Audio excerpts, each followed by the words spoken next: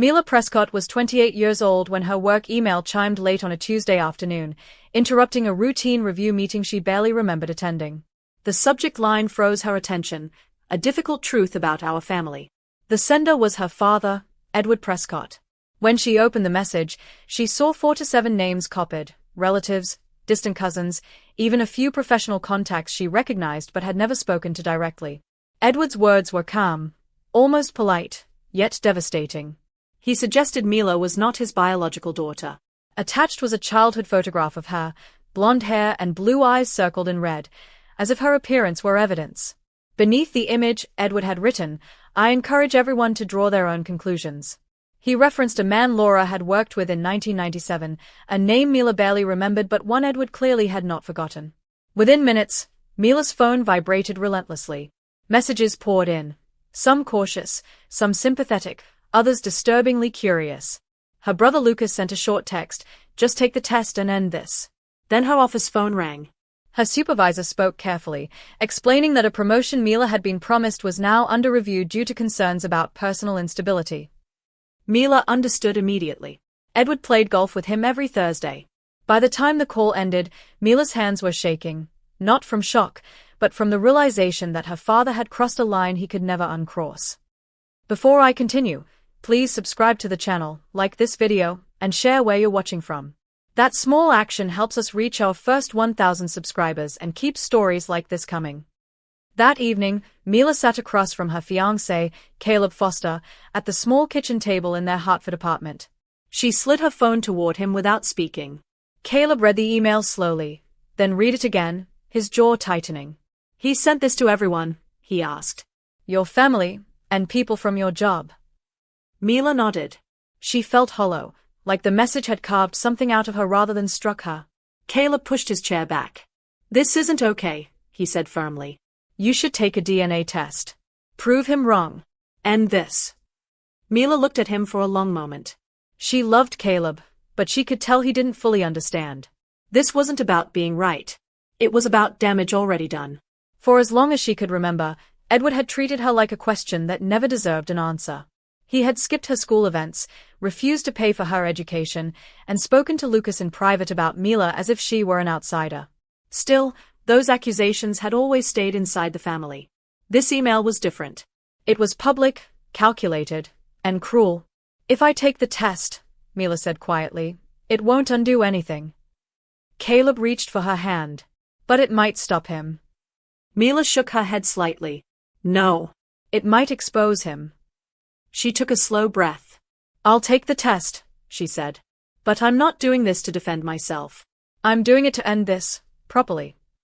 Before scheduling anything, Mila drove to Fairfield, to the house where she had grown up feeling invisible.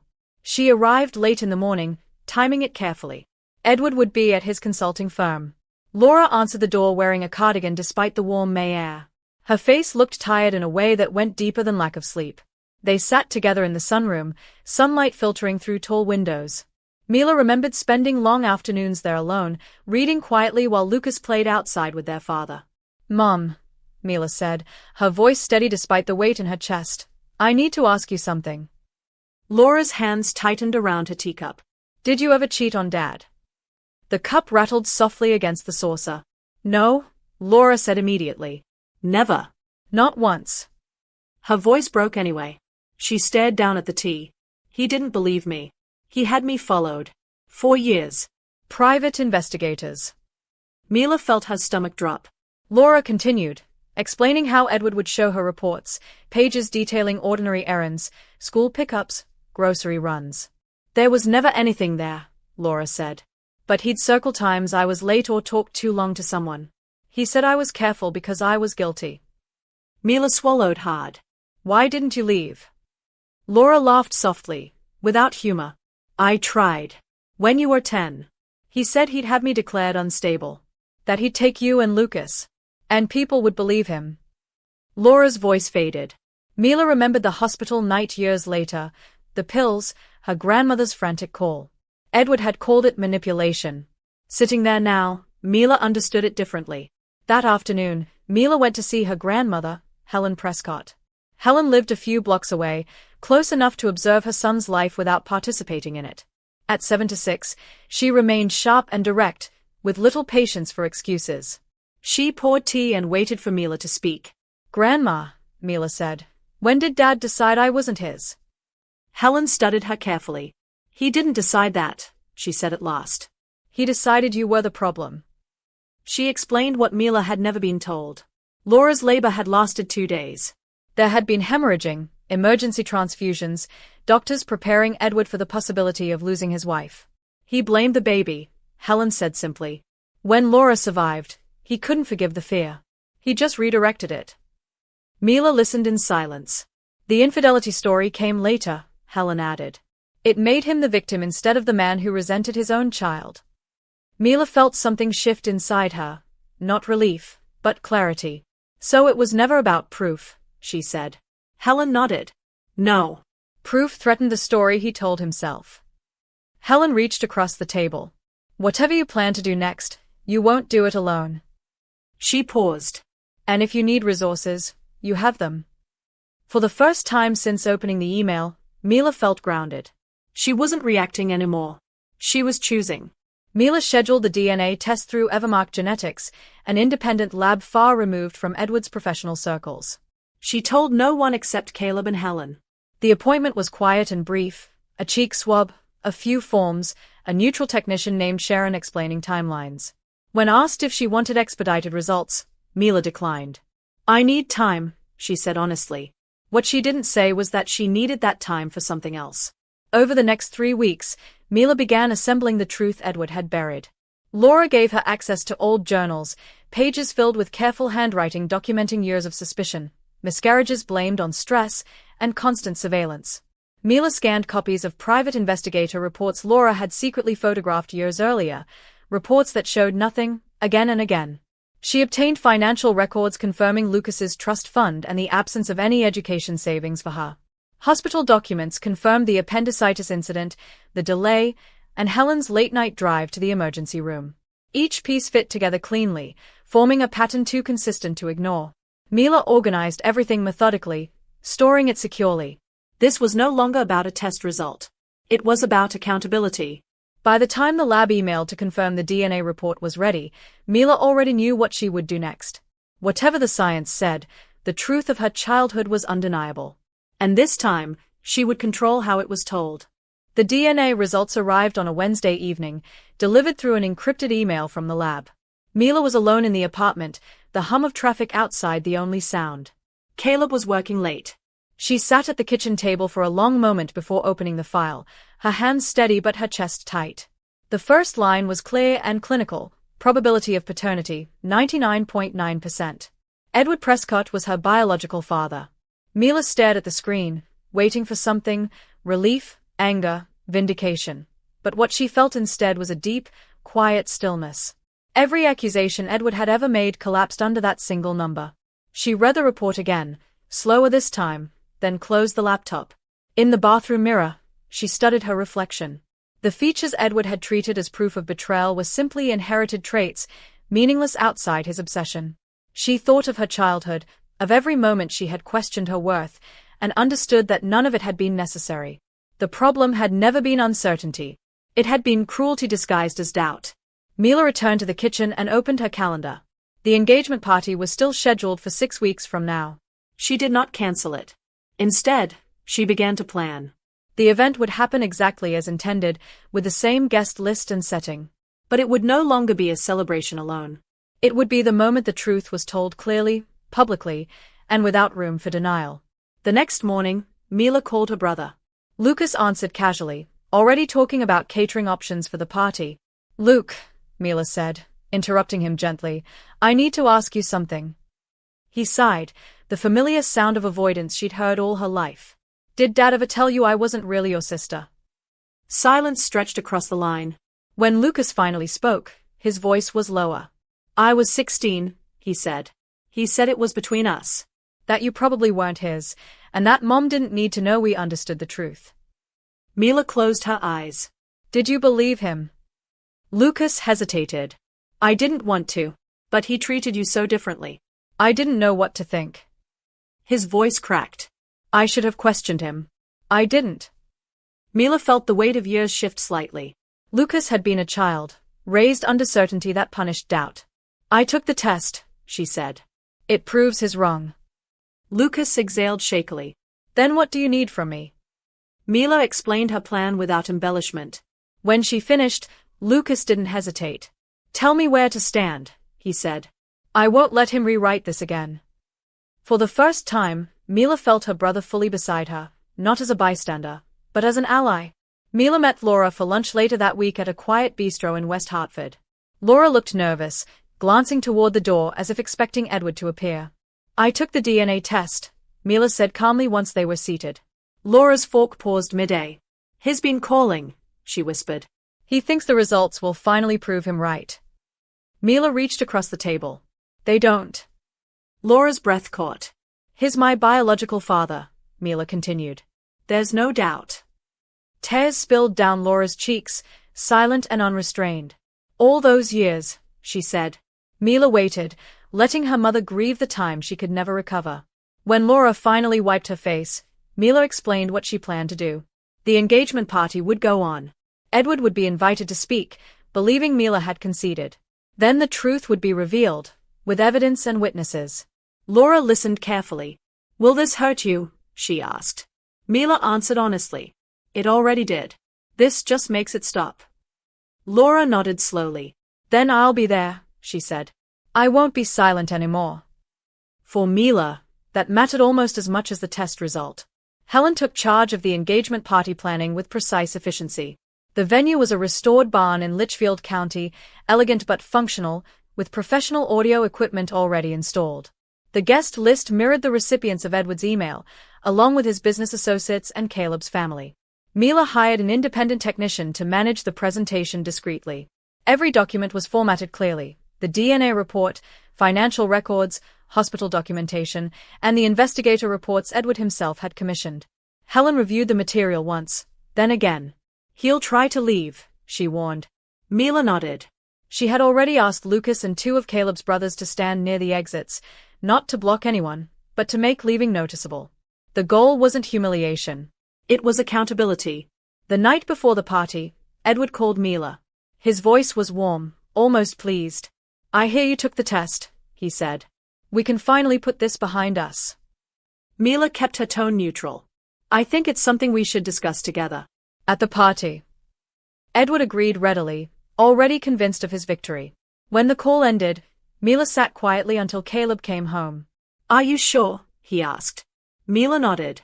"This ends tomorrow." The engagement party began on a clear June evening. Guests arrived smiling, exchanging polite conversation under string lights. Edward worked the room confidently, accepting sympathy and praise for his honesty. Laura arrived separately and took a seat beside Helen. Lucas stayed close to Mila. Dinner passed uneventfully. At precisely 7:45, the lights dimmed. Caleb spoke briefly, then invited Edward to the stage. Edward's voice carried easily. He spoke of truth, of doubt, of a father's right to certainty. Then he turned to Mila. "Have you taken the test?" Mila walked forward, calm and composed. "Yes," she said. The screen behind her illuminated. The result was unmistakable. Gasps filled the room. Edward froze. Mila spoke steadily, explaining what the evidence showed, not just the DNA, but the years of surveillance, the withheld support, the harm done. One slide followed another, each undeniable. Lucas stepped forward to confirm what Edward had told him years ago. Helen stopped Edward when he tried to interrupt. By the time Mila finished, the room was silent. Edward had no explanation. Mila looked at him once. "You don't get to rewrite this," she said.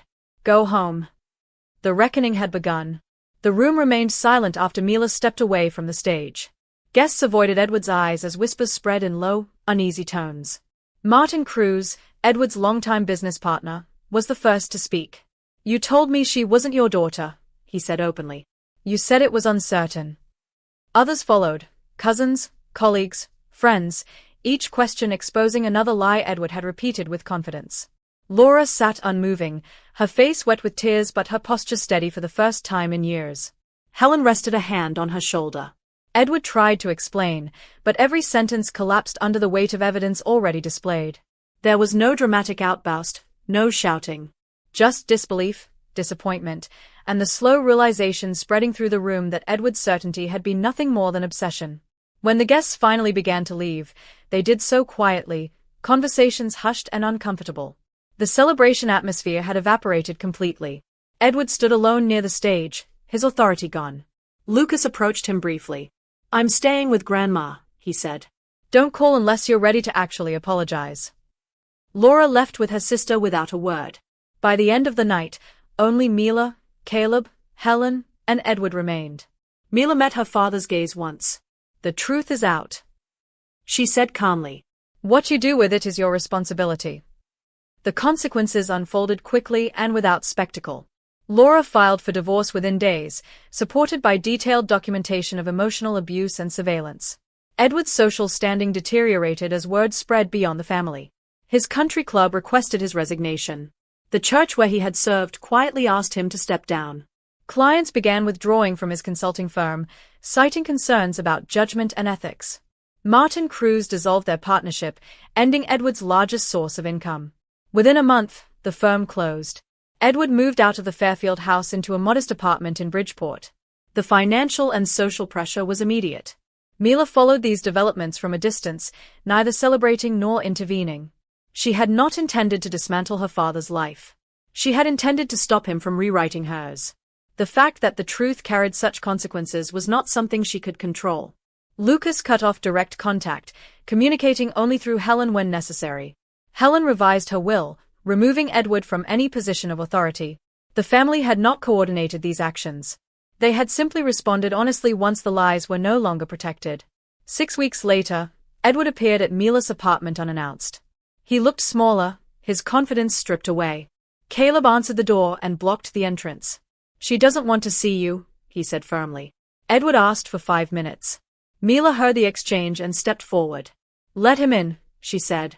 Edward sat stiffly on the edge of the sofa and placed a check on the table. "Your student loans," he said. "I should have paid for them." Mila looked at the amount and nodded once. "That's restitution," she said. "Not forgiveness." Edward accepted the distinction without protest. He told her he had started therapy, that his doctor believed his behavior stemmed from long-standing patterns of control and obsession. Mila listened without comment. "You're still my daughter," Edward said quietly. Mila met his eyes. That should have mattered before. She listed moments he could not deny, missed events, withheld care, deliberate distance. Edward flinched but did not interrupt. When he asked what she wanted from him, Mila answered carefully. "You don't get to be my father because of DNA. If you want a place in my life, you start from zero." Edward left without argument.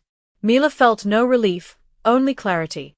Over the following months, her relationship with Lucas deepened as he confronted his own guilt in therapy. Together, they began working with advocacy groups focused on parental alienation, using their experience to support others quietly and anonymously. Laura flourished in her independence, returning to painting after years of dismissal. Helen remained the family's anchor, hosting Sunday dinners that were peaceful for the first time Mila could remember. Edward sent birthday cards and occasional emails, never demanding more than what was offered. His consistency earned him limited acknowledgement, nothing more.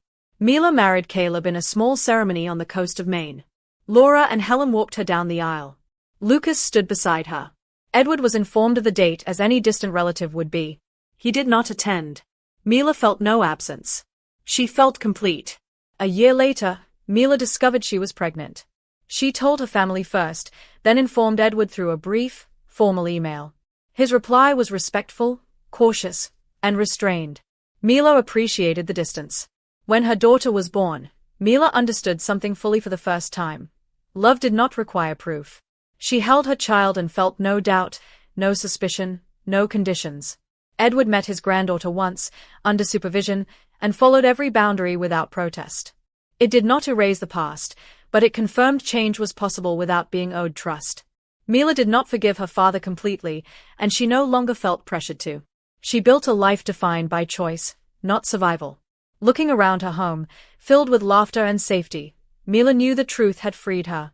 Edward had demanded proof of her identity. She had given it. Then she had proven that being his daughter was never the most important thing about her.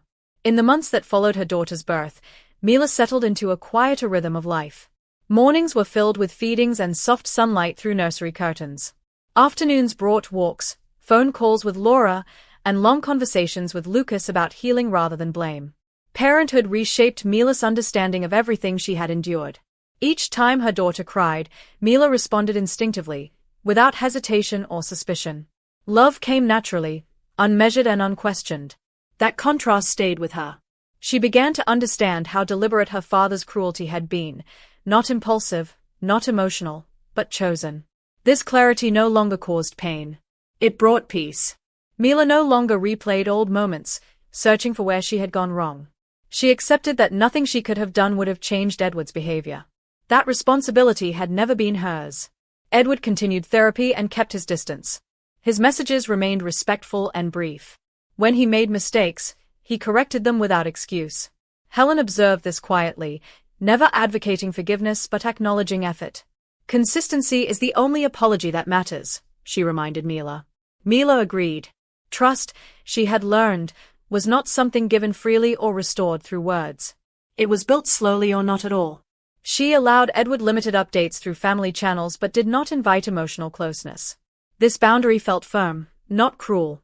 It protected the life she had worked hard to build. Caleb supported her decisions without pressure, reminding her often that peace was not the same as reconciliation. Mila appreciated that distinction more than ever. Laura's life expanded in ways Mila had never seen before. She traveled, painted, and laughed easily. Her confidence returned gradually, then fully. One afternoon, Laura admitted, I didn't realize how much of myself I'd erased to survive. Mila understood. They shared a bond no longer defined by shared suffering, but by mutual respect. Lucas, too, grew steadier. He became an attentive uncle and a reliable presence, showing up consistently in ways Edward never had. The family Mila belonged to now was intentional. It was built through honesty, accountability, and choice rather than obligation. That difference mattered deeply. On her daughter's second birthday, Mila hosted a small gathering at home. Helen baked the cake. Laura hung decorations. Lucas entertained the guests. Edward was not invited. No one questioned the decision. The absence felt natural, not pointed.